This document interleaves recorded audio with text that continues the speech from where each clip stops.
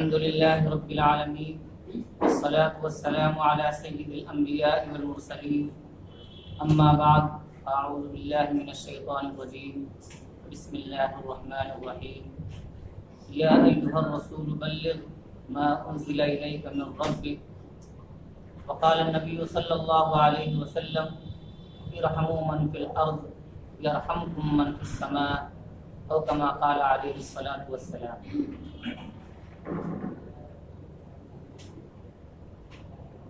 عزیزان محترم، آپ کے سامنے داعی کے اوصاف حدیث کی روشنی میں پیش کرنے کی کوشش کر رہا ہوں۔ دعا کیجیے کہ اللہ تعالیٰ ہم کو صحیح بات کہنے اور اس پر ہم سب کو عمل کرنے کی توفیق عطا فرمائے۔ اللہ تعالیٰ قرآن مجید میں ارشاد فرماتا ہے کہ اے رسول، جو کچھ آپ کی رب کی طرف سے آپ پر نازل کیا گیا ہے آپ اس کو پہنچا دیجیے، امت تک پہنچا دیجیے۔ حجۃ الوداع کے موقع پر آپ صلی اللہ علیہ وسلم نے تمام موجود صحابہ کرام سے یہ خطاب کیا، الا هل بلغت مرتين، کیا میں نے حق رسالت ادا کر دیا؟ کیا میں نے حق بات پہنچا دی؟ تو وہاں جتنے موجود صحابہ کرام تھے سب نے کہا قالوا بلا۔ پھر آپ صلی اللہ علیہ وسلم نے فرمایا الا فلیبلغ الشاہد الغائب، کہ سن لو جو لوگ یہاں موجود ہیں وہ دوسرے لوگوں تک پہنچا دیں، جو حاضر ہیں وہ غائب کو بتا دیں۔ اسی کے پیش نظر آپ صلی اللہ علیہ وسلم کی ہدایات کے مطابق ہم مسلمانوں کا یہ فریضہ بنتا ہے کہ جو کچھ ہمیں معلوم ہے وہ ہم دوسرے لوگوں تک پہنچائیں۔ اللہ تعالیٰ نے ہمیں خیر امت کے لقب سے نوازا ہے۔ ہم خیر امت اس لیے نہیں ہیں کہ ہم نماز پڑھتے ہیں، ہم روزہ رکھتے ہیں، ہم زکوٰۃ دیتے ہیں، ہم حج ادا کرتے ہیں، بلکہ خیر امت اس لیے ہیں کہ ہم بھلائی کا حکم دیتے ہیں، برائی سے روکتے ہیں، ایک اللہ پر ایمان رکھتے ہیں اور قیامت کے دن پر ایمان رکھتے ہیں۔ جو کام پہلے انبیاء کیا کرتے تھے وہ کام امت محمدیہ کے ہر فرد کے لیے ضروری اور لازم ہے۔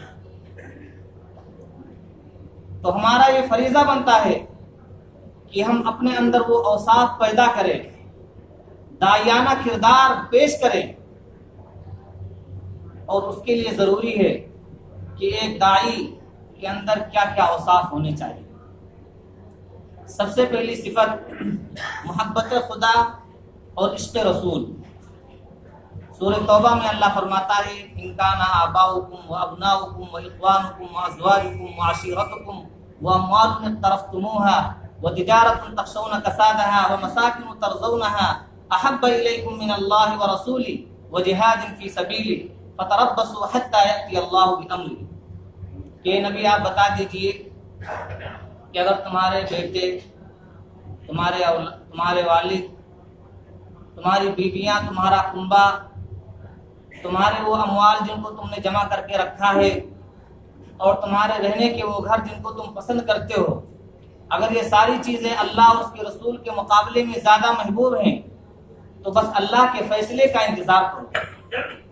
تو ہمارے اندر یہ جذبہ ہو، اللہ کی محبت اور اس کے رسول کی اطاعت اس طرح ہمارے اندر ہو کہ جہاں بھی حکم مل جائے ہم مر مٹنے کے لیے تیار ہو جائیں۔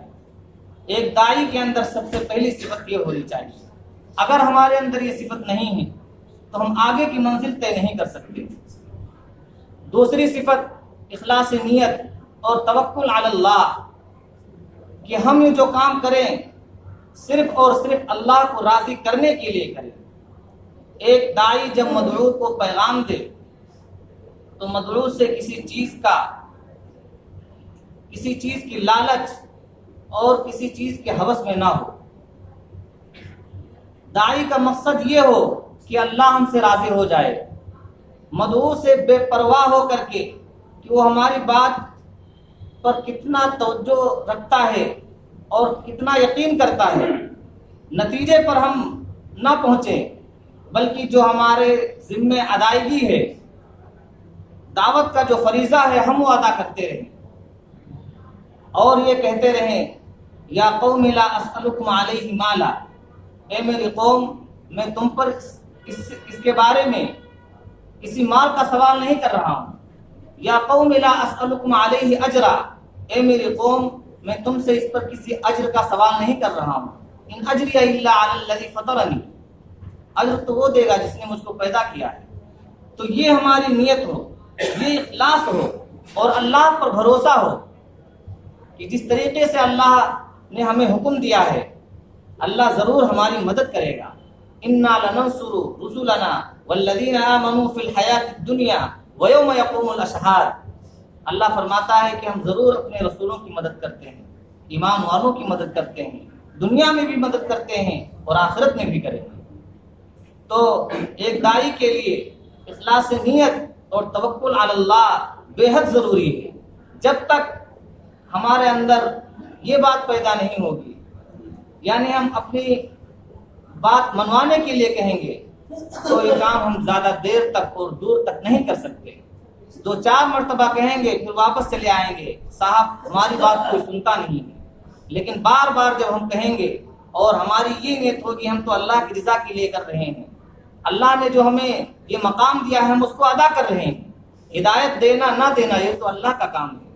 خود رسول اکرم صلی اللہ علیہ وسلم کو کہا گیا انک لا تہدی من احببت ولکن اللہ یہدی من یشاء، کہ اے نبی جس کو آپ ہدایت دینا چاہیں نہیں دے سکتے، اللہ جس کو چاہے گا اسی کو ہدایت ملے گی۔ تیسرا وصف ہے داعیانہ تڑپ۔ ایک داعی کے اندر داعیانہ تڑپ کا ہونا بہت ضروری ہے۔ اس کام کے لیے رسول اکرم صلی اللہ علیہ وسلم کی سیرت کا جب ہم مطالعہ کرتے ہیں تو ہمیں یہ معلوم ہوتی ہے کہ رسول باوقار کی پوری زندگی اصلاح فکر اور اعتقاد کی کوشش میں رہی۔ طائف کی گلیوں میں لہو لہان کیے گئے اور گالیاں برداشت کی، پتھروں سے چور ہوئے، لیکن آپ کبھی پیچھے نہیں ہٹے، آپ مستقل کام کرتے رہے۔ آپ صلی اللہ علیہ وسلم لوگوں کو سمجھاتے رہے اور حق اور باطل سمجھنے کے باوجود جو شخص ایمان نہیں لاتا تھا آپ صلی اللہ علیہ وسلم اتنا غمزدہ ہوتے تھے، آپ صلی اللہ علیہ وسلم اتنا افسوس کرتے تھے کہ اللہ تعالیٰ نے قرآن کریم میں اس طرح نقشہ کھینچا ہے لعلک باخع نفسک الا یکونوا مؤمنین، کہ شاید اس رنج میں کہ لوگ ایمان نہیں لاتے اپنے آپ کو ہلاک نہ کر دیں۔ یہ تڑپ اور جذبہ تھا۔ حدیث کے اندر ہے کہ اللہ کے نبی صلی اللہ علیہ وسلم فرماتے ہیں کہ میں تمہاری کمر پکڑ پکڑ کے جہنم سے کھینچ کھینچ کر جنت میں لانا چاہتا ہوں۔ ہر داعی کے اندر یہ جذبہ ہونا چاہیے اور یہ کوشش ہونی چاہیے کہ جو اس کو ہم دعوت دیں، جہاں تک ہم پہنچیں اس کے لیے دعا بھی کریں اور ہمارے اندر ویسا تڑپ بھی ہو، اور پیش نظر یہ ہو اور ہر انسان اپنے بارے میں، ہر داعی اپنے بارے میں یہ خیال کرے، یہ سوچے کہ کل اللہ تعالیٰ مجھ سے قیامت کے دن اگر یہ پوچھ لے گا کہ جو آپ کے ملنے والے تھے، جو آپ کے پڑوسی تھے، جو آپ کے محلے کے تھے، جو آپ کے شہر والے تھے، جو آپ سے ملنے جلنے والے تھے، ان کو حق بات پہنچا دی یا نہیں پہنچائی تو کیا جواب دوں گا؟ ہر شخص یہ سوچے اپنے بارے میں کہ اگر اللہ تعالیٰ نے پوچھ لیا اپنے پڑوسی کے بارے میں تم نے کیا کہا تھا، حق بات پہنچائی تھی کہ نہیں پہنچائی تھی، تو اس وقت ہم سب کیا جواب دیں گے؟ ایک داعی کیا جواب دے گا؟ یہ بھی پیش نظر رہے کہ ایک شخص کو ہم دیکھیں کہ وہ غلط کام میں لگا ہوا ہے، جہنم کی طرف جا رہا ہے، اور اسے ہدایت پر لانے کے لیے ہماری کیا کوشش رہی اور ہم اس میں کتنا کامیاب ہیں۔ تو یہ جذبہ اور یہ تڑپ ہر داعی کے اندر پیدا ہونا ضروری ہے۔ جب یہ جذبہ پیدا ہوگا، جب یہ کوشش ہوگی، تو پھر اللہ تبارک و تعالیٰ کی مدد اور نصرت بھی ہوگی۔ چوتھی چیز ہے حکمت و دانائی۔ ان تمام اوصاف کے ساتھ ساتھ حکمت و دانائی ایک داعی کے لیے بہت ضروری ہے کہ کہاں پر، کس موقع پر کیا بات کہنی ہے۔ ادعو الی سبیل ربک بالحکمہ والموعظۃ الحسنہ وجادلہم باللتی ہی احسن، کہ اے نبی آپ اپنے رب کی طرف، اپنے رب کے راستے کی طرف لوگوں کو بلائیے پکی تدبیر کے ساتھ اور نیک نصیحت کے ساتھ، اور ان سے اس طور پر بحث کرو جو سب سے بہتر ہو، جہاں جیسی ضرورت ہو، جو جیسا مقام ہو، اس انداز میں بات رکھنی ہے۔ ایک داعی کے لیے اس میں اس موضوع پر علم کا ہونا بھی ضروری ہے کہ وہ اس مدعو کو مطمئن کر سکے، اپنے علم کی روشنی میں اس کو مطمئن کر سکے۔ حکمت و دانائی میں یہ بھی بات ہے۔ نرم گفتاری، ایک داعی کے لیے اپنے اندر نرم لہجہ استعمال کرنا بہت ہی ضروری ہے۔ اللہ کے رسول صلی اللہ علیہ وسلم کے بارے میں اللہ تعالیٰ فرماتا ہے وَلَوْ كُنْتَ فَظًّا غَلِيظَ الْقَلْبِ لَانفَضُّوا مِنْ حَوْلِكَ، اے نبی اگر آپ تندخو ہوتے، سخت دل ہوتے، تو یہ بھیڑ جو لگی ہوئی ہے یہ چھٹ جاتی، لوگ آپ کے پاس سے ہٹ جاتے۔ فَاعْفُ عَنْهُمْ، آپ ان لوگوں کے ساتھ درگزر کا معاملہ کیجیے۔ تو نرم گفتاری بہت ضروری ہے۔ مدعو کسی بھی انداز میں وہ بات کرے، آپ اس کی بات توجہ کے ساتھ سنیں۔ آپ کے مزاج کے خلاف، آپ کے دین کے خلاف کوئی بات ہے تو آپ فوراً تنقید نہ کریں، بلکہ اس کی اچھی باتوں پر تائید کریں، اور جب اس کی بات پوری ہو جائے تو آپ اپنی تجویز اس کے سامنے پیش کر کے ایک اس کو سوچ دیں، وہ سوچنے پر مجبور ہو۔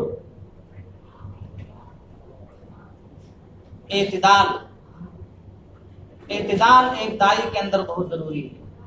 اعتدال کے ساتھ وہ کام کرے۔ جذبہ پیدا ہوتا ہے، وہ سوچتا ہے کہ آج ہم عقائد پر بھی بات کریں گے اور اعمال پر بھی بات کریں گے، بلکہ ملاقات جب ہو تو سب سے پہلے ہم انسانیت کے ناطے ایک دوسرے کے ساتھ دوستانہ ماحول بنے، بات چیت کا دروازہ کھلے، ایک دوسرے کو چائے پر بلائیں۔ جب اس طرح کی بات پیدا ہوگی، گھریلو حال دریافت کریں، ایک دوسرے کے دکھ درد کو سمجھیں، پھر اس کے بعد سب سے پہلے عقائد کی بات رکھیں۔ برادران وطن کے سامنے ہمیں جو دعوت دینی ہے وہ عقائد کی دعوت دینی ہے، اعمال کی دعوت نہیں دینی ہے۔ اعمال کی دعوت تو امت مسلمہ کو دینی ہے، عقائد پر ہم بات کریں۔ اور پھر جب دھیرے دھیرے اس کے اندر یہ شعور پیدا ہو تو رسالت کی طرف لائیں، پھر آخرت کی طرف لے کر کے آئیں۔ خلاصہ کلام یہ ہے کہ دعوت دو آدمیوں کا عمل ہے، ایک داعی اور ایک مدعو، اور داعی اپنے آپ کو مدعو کے مقام پر کھڑا کرے اور یہ دیکھے کہ جس پوزیشن میں آج یہ بندہ ہے، اگر ہم ہوتے تو ہمارا کیا ہوتا، اس انداز میں اس سے بات کرے۔ آج کی جو صورتحال ہے، اسلام کو خارجی سازش اور عداوت سے کوئی خطرہ نہیں ہے، بلکہ اصل خطرہ امت مسلمہ کو اور مسلمانوں کو اس بات سے ہے کہ اسلامی تعلیمات لوگوں تک صحیح طور پر پہنچ نہیں رہی ہے۔ آج ہم سب کے لیے ضروری ہے کہ مدعو کی زبان میں ہم اپنی بات کو تحریر کے ذریعے، تقریر کے ذریعے پہنچائیں۔ یہ ہمارا سب سے بڑا کام ہے۔ اور جو نفرتیں پنپ رہی ہیں، داعی کا پہلا کام یہ ہے کہ اسلام اور مسلمانوں کے خلاف جو نفرت انگیز باتیں ان تک پہنچ رہی ہیں، پہلے ہم اس کو دور کریں، اپنے سے قریب کریں اور یہ پیغام دیں کہ مسلمان ایسا نہیں ہوتا ہے، بلکہ مسلمانوں کو بدنام کیا جاتا ہے۔ جب یہ اوصاف ہمارے اندر پیدا ہوں گے تو مدعو ہماری بات سننے پر آمادہ ہوگا، اور اس کے ذریعے بہت سارے ہیں، جیسے ہفتہ واری پروگرام میں ہم بلائیں اور ملاقات کرنے کا ہم وقت طے کریں، جا کر کے ملاقات کریں اور یہ طے کریں کہ ہمیں مہینے میں کتنے ساتھیوں سے ملاقات کرنی ہے۔ سوشل میڈیا کے ذریعے بھی ہم اپنی بات دوسروں تک پہنچائیں۔ آج سوشل میڈیا میں بہت سارے شرور و فتن کا مجموعہ ہے، لیکن مومن اسی میں خیر تلاش کر لیتا ہے۔ ہم اس میں خیر تلاش کریں اور اپنی بات ہر گھر، ہر فرد، سرحد پار تک پہنچانے کی کوشش کریں اور یہ پیغام دیں کہ میرا پیغام محبت ہے جہاں تک پہنچے۔ ایک داعی کے لیے ان تمام اوصاف کا ہونا ضروری ہے۔ اللہ تبارک و تعالیٰ سے دعا ہے کہ ہم لوگوں کو جو داعیانہ کردار کے حامل ہیں ان تمام باتوں پر عمل کی توفیق عطا فرمائے اور کہنے سننے سے زیادہ عمل کی توفیق عطا فرمائے۔